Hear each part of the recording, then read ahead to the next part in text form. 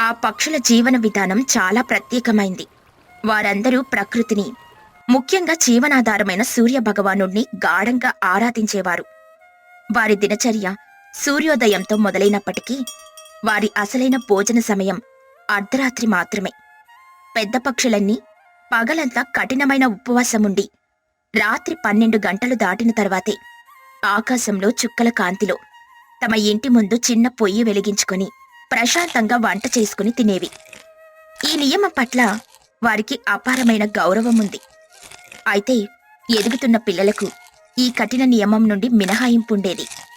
వారి ఆకలికి అంతరాయం కలిగించడం ఆ సాంప్రదాయంలో లేదు. ఒకరోజు ఉదయం సూర్యుని తొలి కిరణాలు అడవిని తాకగానే పెద్ద పక్షులు నిద్రలేచి సెలయేటిలో స్నానం చేసి తూర్పు వైపు తిరిగి సూర్యునికి భక్తితో నమస్కారాలు అర్పించేవి. ఆ ప్రార్థన పూర్తయిన తర్వాతే ఒకరితో ఒకరు మాట్లాడడం వారలవాటు. అనంతరం తమ ఇంటికి చేరుకుని ఆకలితో ఎదురుచూసే పిల్లల కోసం ప్రేమగా రుచికరమైన వంటకాలు సిద్ధం చేసేవారు. అలా ప్రశాంతంగా రోజులు గడుస్తూ ఉండగా ఒకరోజు ఊరి పెద్ద ఎన్నో వసంతాలు చూసిన జ్ఞాని మహిగ్రద్ద తన గంభీరమైన స్వరంతో ఒక ముఖ్యమైన ప్రకటన చేసింది. ఓ ప్రియమైన పక్షులారా, అందరూ శ్రద్ధగా వినండి. రేపు మనకొక ముఖ్యమైన రోజు. ఆకాశంలో ఒక అద్భుతం జరగబోతుంది. రేపు సూర్యగ్రహణం సంభవింపబోతుంది. ఉదయం సరిగ్గా 8 గంటలకు మొదలై సాయంత్రం 4 గంటల వరకు గ్రహణ కాలం ఉంటుంది. ఇది మన సాంప్రదాయాన్ని పరీక్షించే సమయం. ఆ సమయంలో పెద్దవాళ్లమైన మనం ఎలాగో ఉపవాసం ఉంటాం. కాని పిల్లలు కూడా ఏమీ తినకూడదు. కనీసం చుక్క నీరు కూడా తాగకూడదు. ఇది మన ఆచారంలో భాగం. అందరూ ఈ నియమాన్ని తప్పక పాటించి సూర్య భగవానుడికి మన ప్రార్థనలు అర్పించాలి. ఈ ప్రకటన అడవంతా వ్యాపించింది. తల్లులందరూ తమ పిల్లలకు ఈ విషయం గురించి జాగ్రత్తగా అర్థమయ్యేలా చెప్పడం మొదలుపెట్టారు. తునిపిచ్చుక తన గారాల పట్టి బుజ్జి దగ్గరికి ప్రేమగా వెళ్ళి, బుజ్జి, విన్నావు కదా నాన్న, రేపు చాలా ముఖ్యమైన రోజు. సూర్యగ్రహణం. ఉదయం 8 గంటల నుండి సాయంత్రం 4 గంటల వరకు మనం ఏమీ తినకూడదు, తాగకూడదు. కొంచెం కష్టమే, కాని మనమందరం కలిసి దేవుడికి ప్రార్థన చేద్దాం. నువ్వు చాలా మంచిదానివి కదా, అమ్మ మాట వింటావు కదా? 8 గంటలు చెప్పా, నా కడుపులో చిన్న చిన్న పురుగులు పరిగెత్తాయేమో. సరే, మరి 8 గంటల్లోపు తినొచ్చా? అప్పుడు కొంచెం ఎక్కువగా తింటాను. తునిపిచ్చుక బుజ్జి అమాయకత్వానికి నవ్వుతూ, తినొచ్చు కన్నా. నేను నీకోసం రేపు ఉదయాన్నే అందరికంటే ముందు 5 గంటలకే లేచి నీకిష్టమైన వంట సిద్ధం చేస్తాను. నువ్వు 8 గంటల్లోపు కడుపు ఎంత కావాలంటే అంత నింపుకోవచ్చులే. అలాగే చోటు చిలుక తన అల్లరి కొడుకు బన్నూకి, చిచ్చుకాకి తన ముద్దుల కొడుకు చిన్నూకి కూడా గ్రహణ నియమాల గురించి, దాని ప్రాముఖ్యత గురించి వివరంగా చెప్పారు. ఆ సాయంత్రం పిల్లలు ముగ్గురు ఆడుకోడానికని తమకిష్టమైన పెద్ద మర్రి చెట్టు కింద కలుసుకున్నారు. చిన్ను, బన్ను, విన్నారా? రేపు గ్రహణం అంట. మనం పొద్దున్నే 8 గంటల్లోపే కడుపు నిండా తినేయాలంట. మా అమ్మ చెప్పింది. తరువాత సాయంత్రం వరకు ఏమీ ఉండదంట. అవును బుజ్జి, మా అమ్మ కూడా చెప్పింది. పొద్దున తిన్న తర్వాత మళ్ళీ సాయంత్రం 4 గంటలకు తినాలి. అంటే మధ్యలో సరిగ్గా 8 గంటలు ఆగాలి. నా పొట్టకు ఇది చాలా పెద్ద శిక్ష లాంటిది.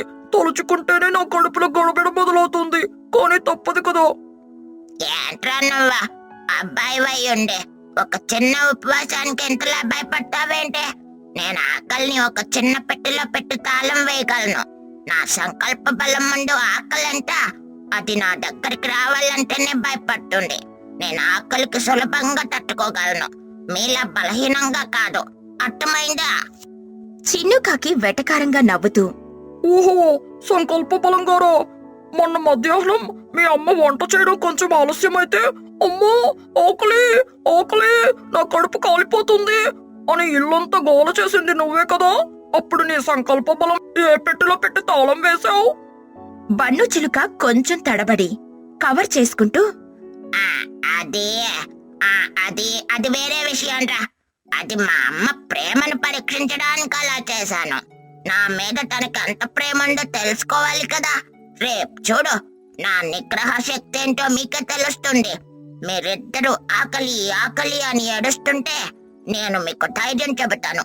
మిత్రులారా, నిగ్రహంతో ఉండండి అని ఉపన్యాసం కూడా ఇస్తాను.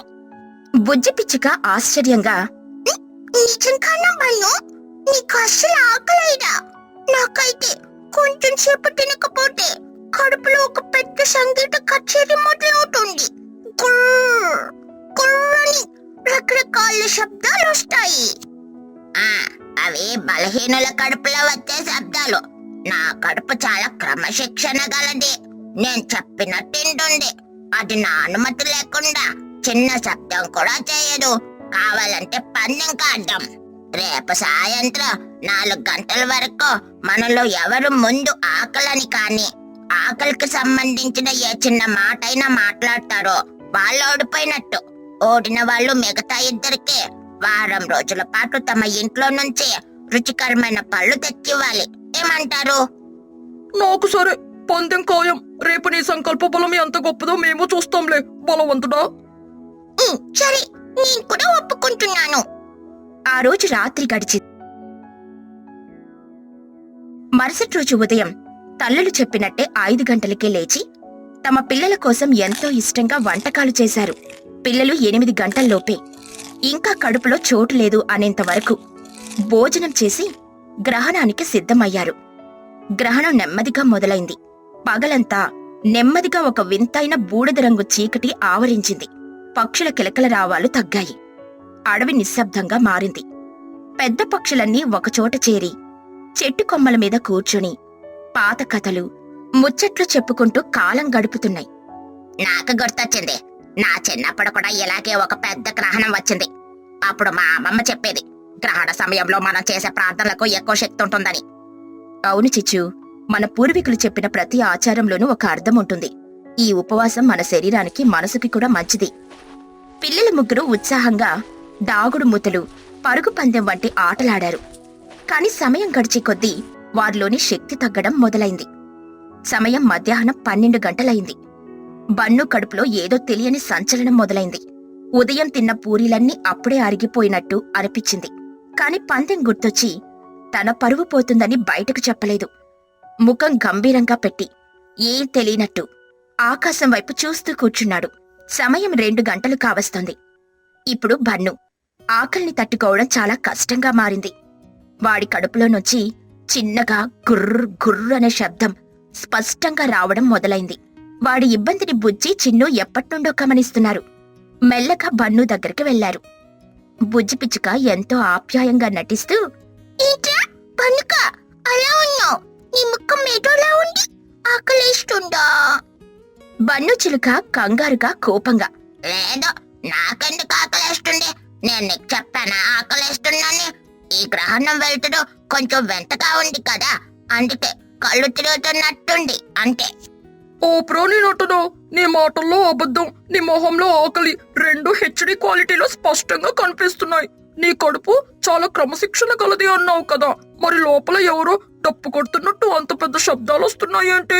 నిజం చెప్పు, నీకు ఆకలిస్తుంది కదా? బన్ను చిలుక చాలా నెమ్మదిగా, దీనంగా, అంటే కొంచెం కాదు, చాలా ఆకలిగా ఉంది. ఆ మాట వినగానే బుజ్జి, చిన్ను గట్టిగా నవ్వడం మొదలుపెట్టారు.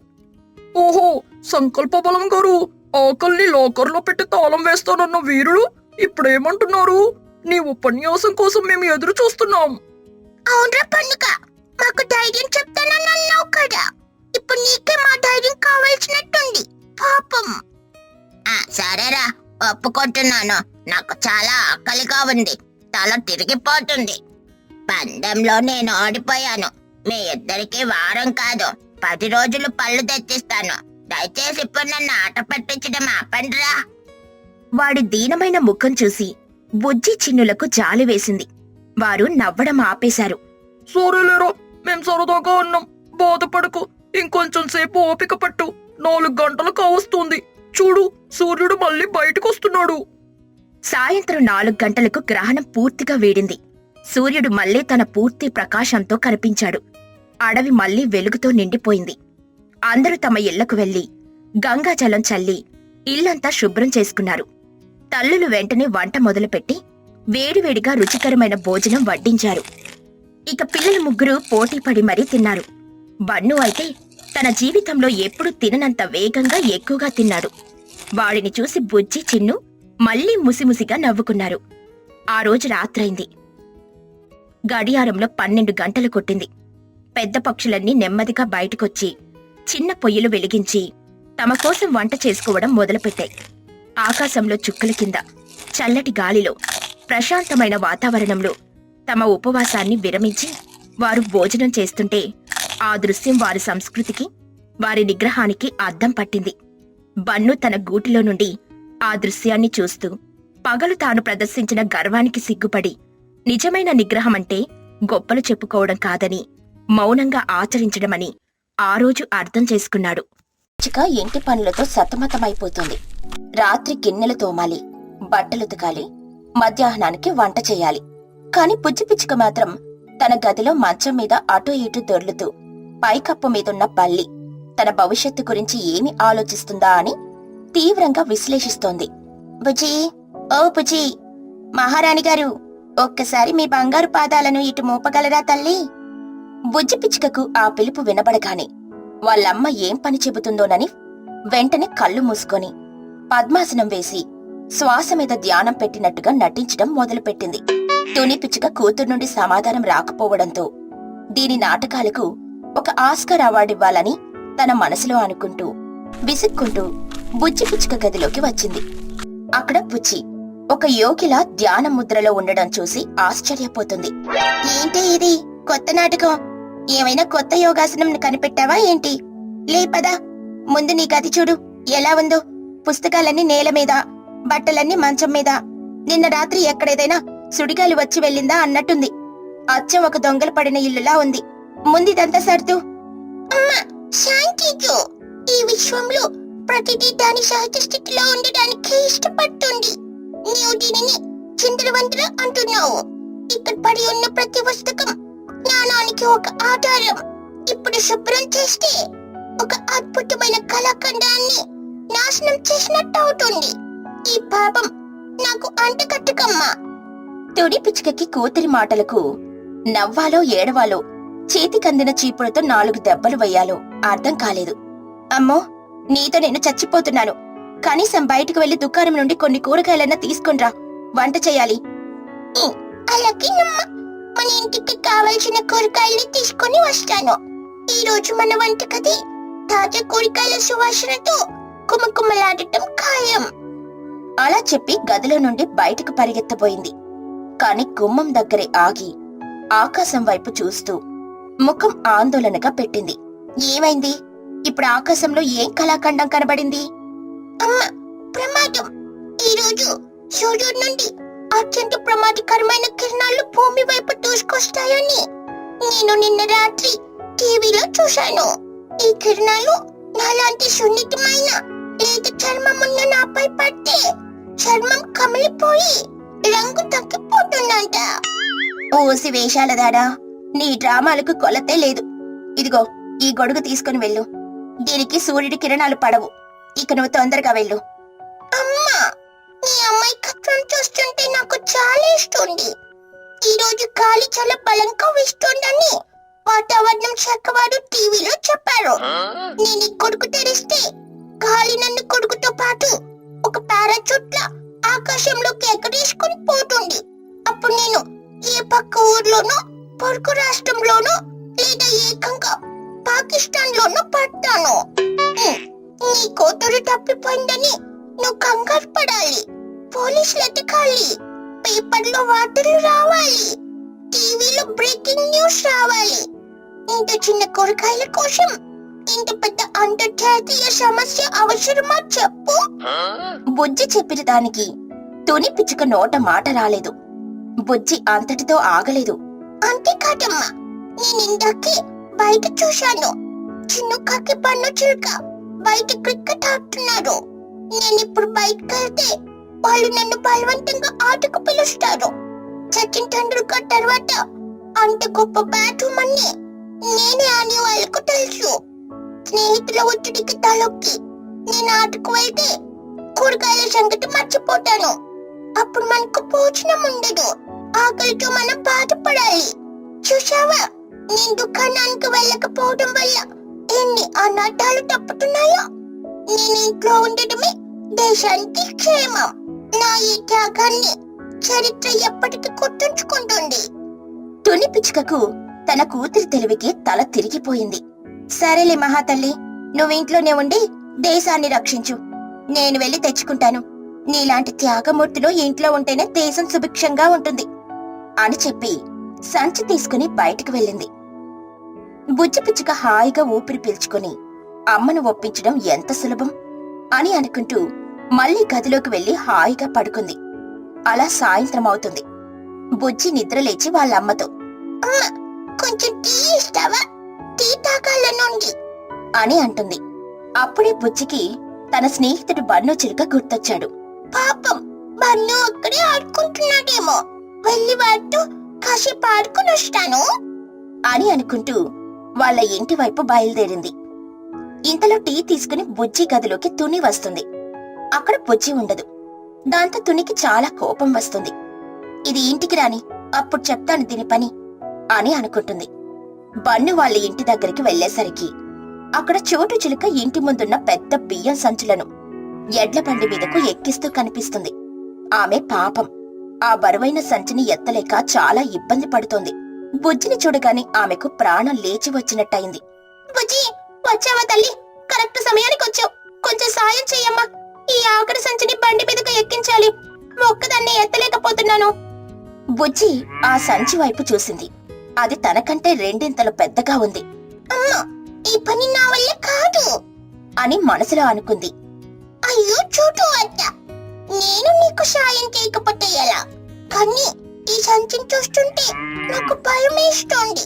నేను దీన్ని పట్టుకుంటే దాని బరువుకి నేను అప్పడమైపోతాను. నీకు సాయం చేయబోయి నేనే ఒక పని అయిపోతాను. ఏం కాదులే బుజ్జి, ఇద్దరం కలిసి పట్టుకుంటే సులభంగా ఎత్తేయొచ్చు. నువ్వు అటు పట్టుకో, నేను ఇటు పట్టుకుంటాను. బుజ్జి ఎలా తప్పించుకోవాలా అని ఆలోచిస్తూ ఉండగా అప్పుడే బన్ను చిలుక అక్కడికొచ్చాడు.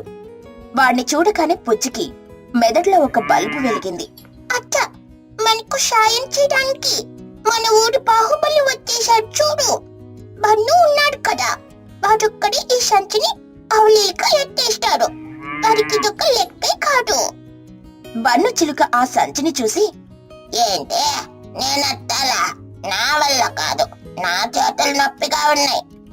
బుజ్జి వెంటనే బన్ను దగ్గరికెళ్లి వాడి చెవిలో ఎవరికీ వినపడకుండా కాని వాడికి స్పష్టంగా వినపడేలా అంది. ఒరే పనుక, ఇప్పుడు నువ్వు ఆ సంచి ఎత్తుకుపోయావంటే నీ లవ్ మ్యాటర్ ఉంది కదా, ఆ పింకి పావడానికి నువ్వు రోజు పువ్వులు పంపిస్తున్న విషయం మీ అమ్మకు చెప్పేస్తాను. జాగ్రత్త. ఆ మాట వినగానే బన్ను ముఖం మాడిపోయింది. వాడు భయంతో బుజ్జి వైపు చూశాడు. వద్దు వద్దు బుజ్జి, ప్లీజ్ ఆ పని చేయకు. ఇదిగో ఇప్పుడే ఎత్తేస్తాను. అంతే. ఆ బన్ను వెంటనే ఆ సంచి దగ్గరకు వెళ్లి తన శక్తి మొత్తం కూడేసుకొని జై బజరంగబలి అంటూ ఒక్క ఉదుటిన ఆ సంచిని ఎడ్ల బండి మీదకు విసిరేశాడు. అది చూసి చోటు చిలుక ఆశ్చర్యపోయింది. అరే బన్ను, నీలో ఎంత బలముందో నాకు తెలియనే తెలియదే. చూసావా అత్త, వాడికి కొంచెం ప్రోత్సాహం ఇస్తే చాలు, కొండలనైనా పిండి చేసేస్తాడు. సరే అత్త, నా స్నేహితుడి చేత పని చేయించాను కదా, ఇంక నేను వెళ్తాను. అలా చెప్పి బుజ్జి పిచ్చుక అక్కడి నుండి హాయిగా తన ఇంటి వైపు నడుచుకుంటూ వెళ్లిపోయింది. మరో పనిని విజయవంతంగా తప్పించుకున్నందుకు గర్వపడుతూ. అలా బుజ్జి పిచ్చుక ఇంట్లోకొచ్చింది. కోపంగా కూర్చుని ఉన్న వాళ్ళ అమ్మని చూసి బుజ్జి తన మనసులో, అమ్మ బాబుయ్, అప్పుడు అమ్మకి టీ పెట్టమని చెప్పి నేను టీ తాగకుండా వెళ్ళాను. ఇప్పుడు ఏమంటుందో ఏమో అని కొంచెం భయపడుతూ ఉంటుంది. తుని బుజ్జిని చూసి, రండి మేడం గారు, ఇదిగో టీ ఇక్కడే ఉంది, రండి తాగండి, మీకోసమే ఎదురు చూస్తున్నా. బయట పనులన్నీ అయిపోయాయి కదా అని అంటుంది. అమ్మా, అంటే అది ఏమైందంటే. అప్పుడు తుని, ఆపు బుజ్జి, మళ్ళీ ఏదో ఒకటి చెప్తావు. నీకు బాగా తెలివితేటలున్నాయి, నాకేమంత తెలివి లేదు. నేనొక పొడ తక్కువ దాన్ని. నువ్వు చెప్పే మాయ మాటలు వింటూ నేనే ఇంట్లో అన్ని పనులు చేసుకుంటున్నాను. ఒక్కసారైనా అమ్మకి సాయం చేద్దామని అనిపించలేదా నీకు? ప్రతి పని తెలివిగా తప్పించుకుంటున్నావు. అన్ని పనులు చేసి ఎంత ఇబ్బంది పడుతున్నానో నీకు తెలుసా అని బాధపడుతుంది తుని. బుజ్జి కూడా చాలా బాధపడుతుంది. సరేనమ్మా, ఇక నుండి నువ్వు ఏ పని చెప్పినా చేస్తా అని అంటుంది. తుని బుజ్జి పిచ్చుక మాటలు విని చాలా సంతోషపడుతుంది.